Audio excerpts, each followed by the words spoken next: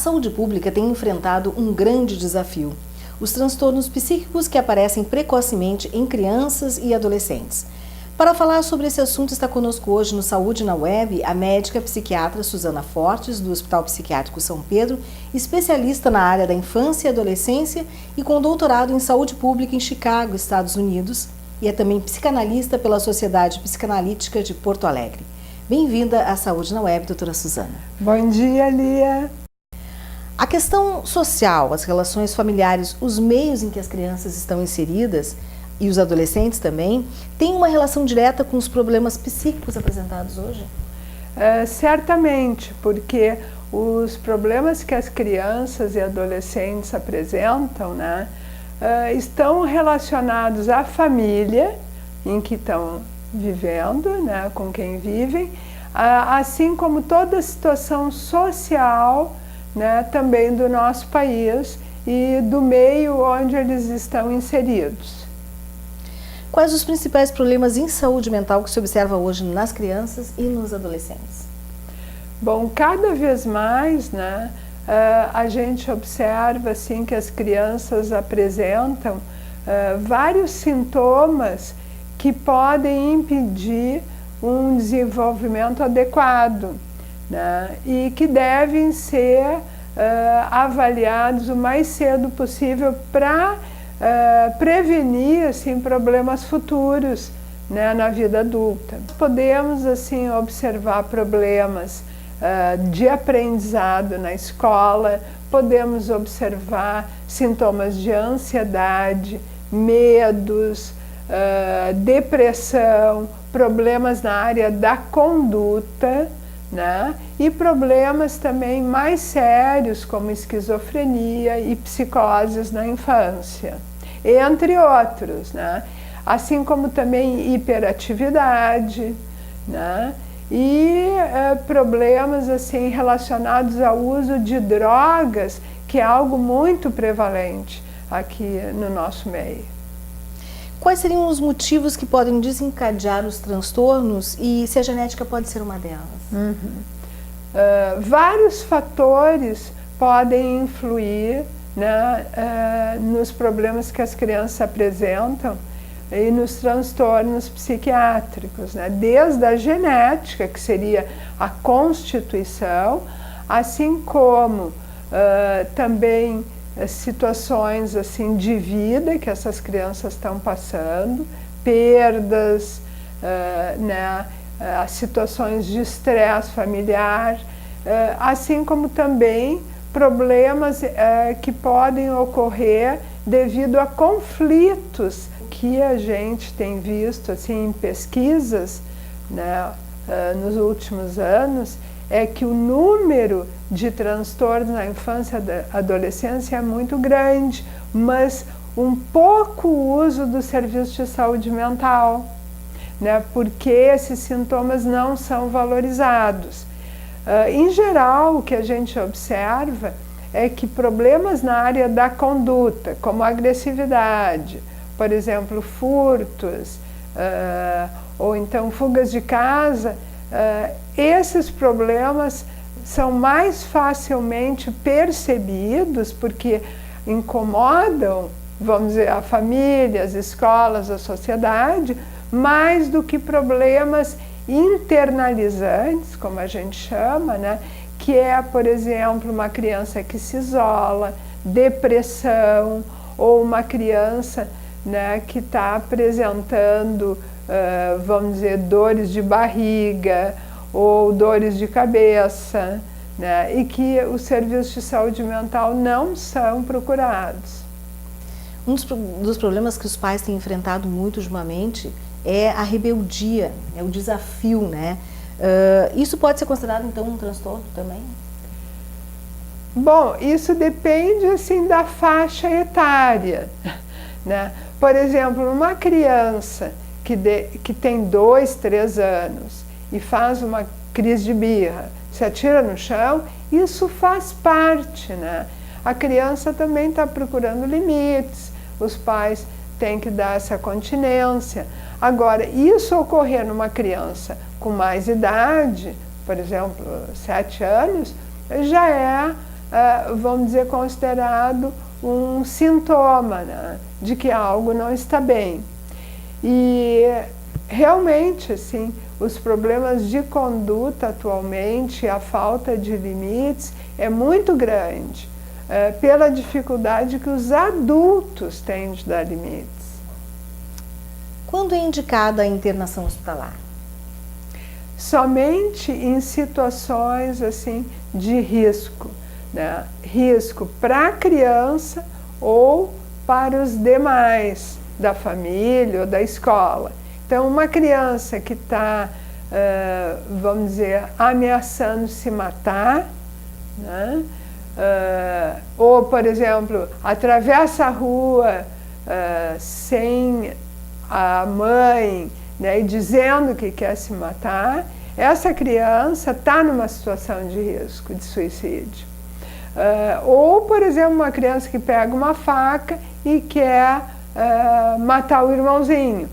Essa situação também é uma situação de heteroagressão, né, e de risco.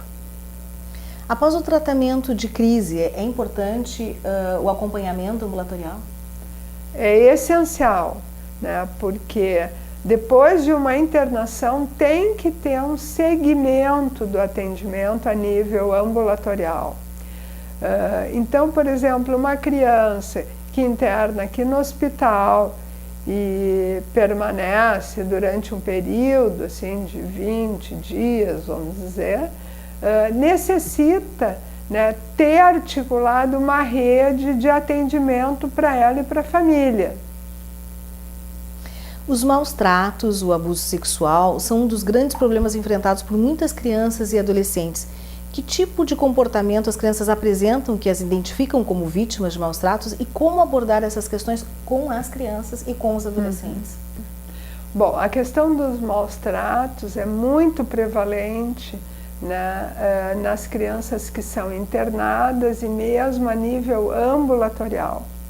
O abuso sexual pode ocorrer em qualquer classe social, mesmo as mais favorecidas.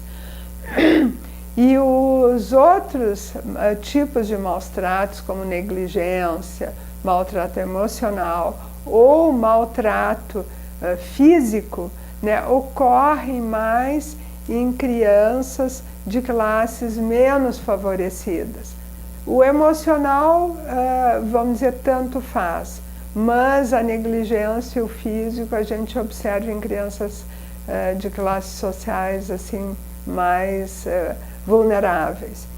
E, por exemplo, o maltrato, no caso sexual, né, o abuso sexual, pode se manifestar por sintomas assim como uma hipersexualidade, ou então a criança pode fazer desenhos que mostrem a situação de abuso. Isso muitas vezes ocorre na escola, né, e os professores assim podem observar isso, ou então as crianças procuram os adultos que eles confiam, como as professoras, né, para contar o que está acontecendo. E muitas vezes as pessoas não acreditam nas crianças, né? E isso é um problema muito grande, porque daí o maltrato vai se perpetuar e se tornar algo crônico, né? E, bom, e situações, por exemplo, de maltrato físico, muitas vezes desencadeiam fugas de casa, né?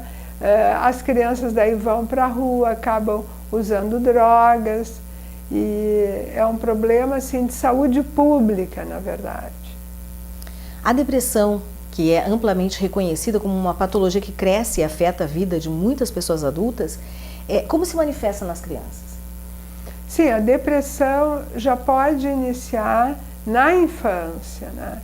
E se não tratada, vai se tornar algo crônico. Bom, uma criança, por exemplo, que na escola tem dificuldade para aprender, ou então assim que se isola, que não tem amigos, né, que chora, que não consegue dormir, ou então que apresenta sintomas físicos como dor de cabeça, dor de barriga, podem ser sintomas que indiquem um quadro de depressão. Além, claro, de tentativa de suicídio, né, que daí já seria algo bem mais sério. O Hospital Psiquiátrico São Pedro desenvolve um trabalho que é referência estadual no atendimento de crianças e adolescentes no Centro Integrado de Atenção Psicossocial do hospital. Pode nos falar um pouco sobre o trabalho desenvolvido no Hospital São Pedro? Nós temos, assim, a internação, né, de crianças e adolescentes, 10 vagas para crianças e 10 vagas para adolescentes, né, para casos, assim, de crianças e adolescentes que estão apresentando risco e realmente necessitam internação. E também temos um ambulatório, né, que atende crianças e adolescentes e, por exemplo, um número de 150 crianças que nós atendemos, né, e também as famílias. Além disso, assim, o trabalho é feito não só com a criança, mas também com os familiares, porque a gente não consegue, assim, realmente ajudar uma criança se a gente não ajudar a família, né? O Hospital Psiquiátrico São Pedro começou um atendimento pioneiro para crianças em 1963. Em 2001, passou a atender também adolescentes no Centro Integrado de Atenção Psicossocial. Hoje, o Hospital São Pedro é referência estadual no atendimento a crianças e adolescentes para todo o estado do Rio Grande do Sul, sendo o hospital que dispõe o maior número de vagas em casos mais graves e com risco de morte para o paciente ou para os que convivem com ele. Tem 10 leitos para a infância e 10 leitos para a adolescência. E também realiza um atendimento ambulatorial, sendo referência para a Zona Leste de Porto Alegre. Para falar conosco sobre esse assunto, está conosco a terapeuta ocupacional Ana Helena Dias Ávila. Bom dia. Bom dia. Como funciona o CIAPS no Hospital São Pedro? O CIAPS, então, é uma unidade que atende crianças e adolescentes em 2 grandes frentes: a internação e o serviço ambulatorial, que compõe a rede do município de Porto Alegre. Nós trabalhamos, então, com os princípios do SUS, do Sistema Único de Saúde, em consonância também com o Estatuto da Criança e do Adolescente. Como é feito o ingresso para o atendimento para a internação no CIAPS? A internação, os leitos, eles são via central de leitos, regulação do Estado do Rio Grande do Sul. Esses casos são, então, regulados, chegam até o SAT, que é o Serviço de Admissão e Triagem do hospital, onde é feita uma primeira avaliação para confirmar essa demanda de internação. Quando eles chegam na unidade, então já com a indicação de internar, são acolhidos pela equipe do CIAPS, que faz uma primeira entrevista para conhecer a situação, entender o que está se passando, e aí então inicia o trabalho propriamente terapêutico de tratamento aqui na unidade. Como se dá esse atendimento, esse tratamento aqui no CIAPS? Então, tem uma equipe do CIAPS composta por diferentes profissionais da área da saúde. Nós trabalhamos em conjunto com a equipe de enfermagem do hospital e são feitos os atendimentos. Os pacientes ficam aqui acompanhados ou não, né? Depende da possibilidade da família ou de se tem uma indicação terapêutica para esse acompanhamento. E eles permanecem na unidade, então recebendo a atenção da equipe. A equipe então se reúne, conversa sobre o caso a partir dessas primeiras informações e aí são pensados os planos terapêuticos individuais, então para cada paciente. Além disso, eles também participam das atividades, os grupos terapêuticos que fazem parte da rotina da unidade. São grupos diversos, com caráteres diferentes, infância e adolescência, conforme as demandas, as necessidades e as preferências pelas idades, né? E além de receber toda a atenção da equipe, né, em conjunto, esse paciente ele tem um acompanhamento de uma equipe de referência, que a gente chama, que é uma mini equipe, que é composta por um técnico, em geral mais um psiquiatra, e talvez uma terceira pessoa, que às vezes pode ser um estagiário, que também nós temos, né, vários estagiários na equipe.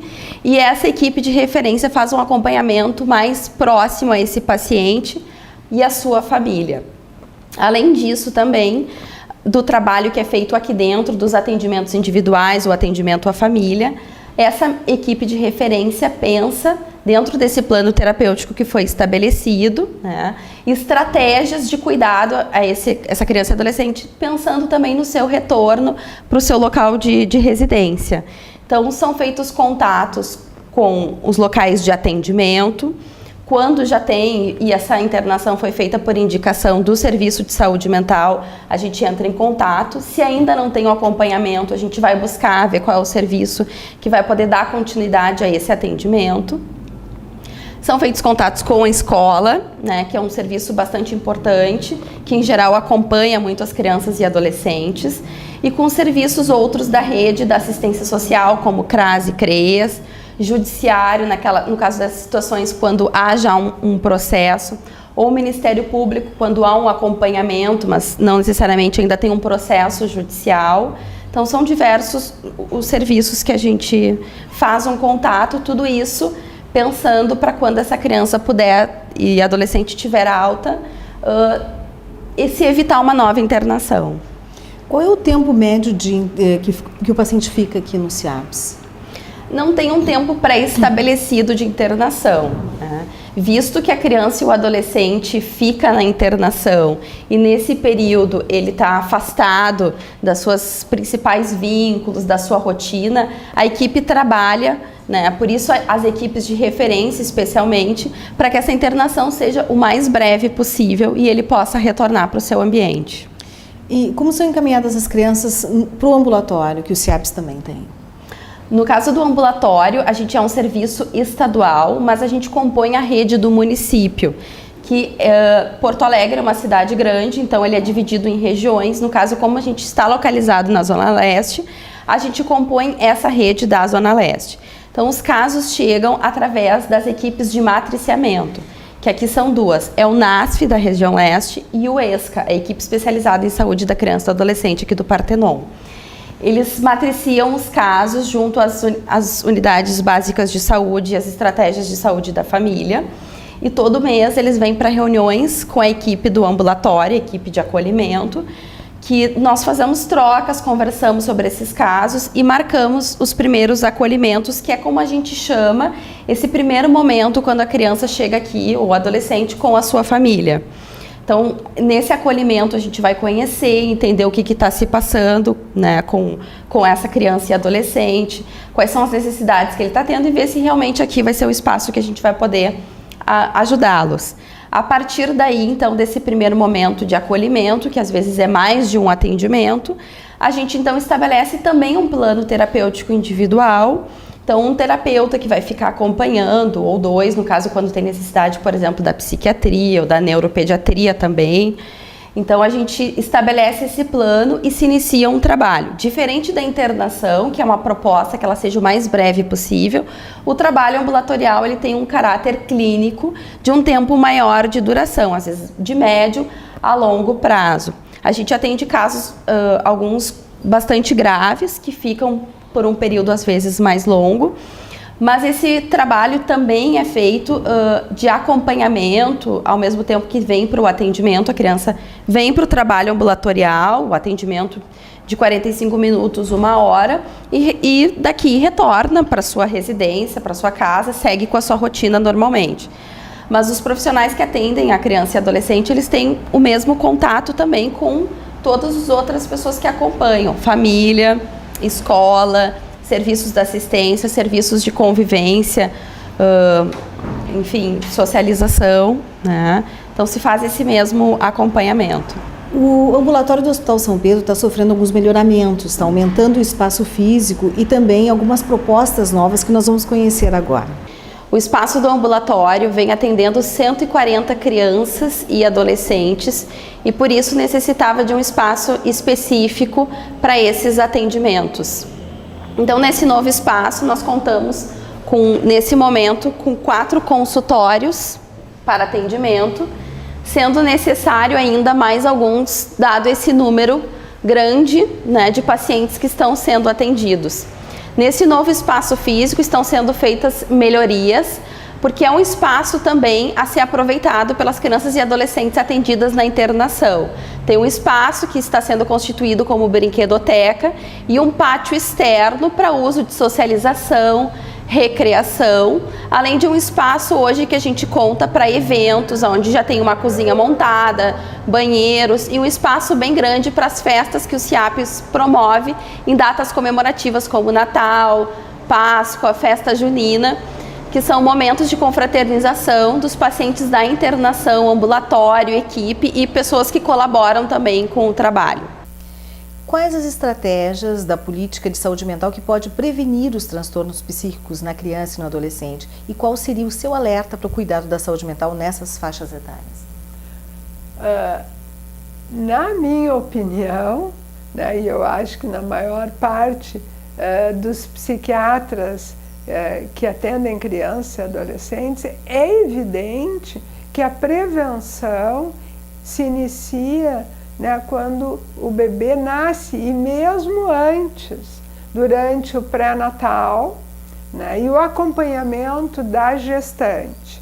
E após, eu acho que os 3 primeiros anos de vida são essenciais. Deveria ocorrer assim um acompanhamento, né, nesses primeiros anos de vida e posteriormente poder ajudar, vamos dizer, essas famílias a terem, né, um suporte social e também creches, né, que as mães pudessem deixar essas crianças para poder trabalhar e depois cuidar adequadamente, né? Então eu acho que a estratégia é na educação, né, e na prevenção, assim, principalmente nos primeiros anos de vida. Nós agradecemos a presença da doutora Suzana Fortes no Saúde na Web. E se você tiver alguma dúvida, quiser fazer alguma pergunta para a doutora Suzana, pode acessar o blog www.hospitaisestaduais.blogspot.com.br, registrando sua pergunta que enviaremos para a doutora Suzana e lhe daremos retorno. Ou pelo Facebook Hospitais Estaduais. Saúde na Web é um programa produzido pelo Departamento de Coordenação dos Hospitais Estaduais da Secretaria Estadual da Saúde. Até a próxima.